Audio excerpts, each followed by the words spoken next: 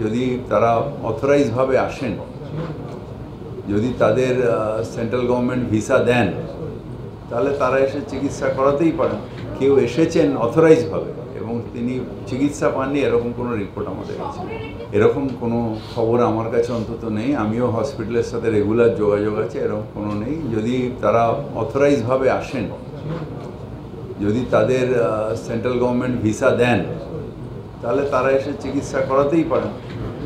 এরকম আমার কাছে কোনো খবর নেই যে চিকিৎসা আমাদের এখানে শহরে বন্ধ করে দেওয়া হয়েছে। তারা যদি আসেন অথরাইজ, এখন আমরা যা জানি যে সেটা হচ্ছে যে বাংলাদেশে একটা অরাজকতা চলছে, একটা চারিদিকে একটা বিচ্ছিরি অবস্থা চলছে, সেই জন্য হয়তো আসছেন না। কিন্তু কেউ এসেছেন অথরাইজভাবে এবং তিনি চিকিৎসা পাননি, এরকম কোনো রিপোর্ট আমাদের কাছে। কালার এক্সপার্ট, জর্জ স্যাপ এবং মাইল্ড অন হ্যান্ডস টেকনোলজি সমৃদ্ধ অরিক্স ক্রিস্টাল ওয়াশ আপনার লন্ড্রি এক্সপার্ট। সেটা ইন্ডিভিজুয়ালি কেউ করতে পারে, কিন্তু এরকম কিছু নেই আমাদের কাছে। কারণ নিশ্চিতভাবে বাংলাদেশে যেটা হচ্ছে, আমাদের প্রবল আপত্তি আছে। কিন্তু একটা মানুষ যদি অসুস্থ হয়ে যায়, সে আমার শত্রু হলেও আমি তাকে সুস্থ করব, এটা হচ্ছে একটা ডাক্তারের ধর্ম, একটা চিকিৎসকের ধর্ম, একটা চিকিৎসা কেন্দ্রের ধর্ম।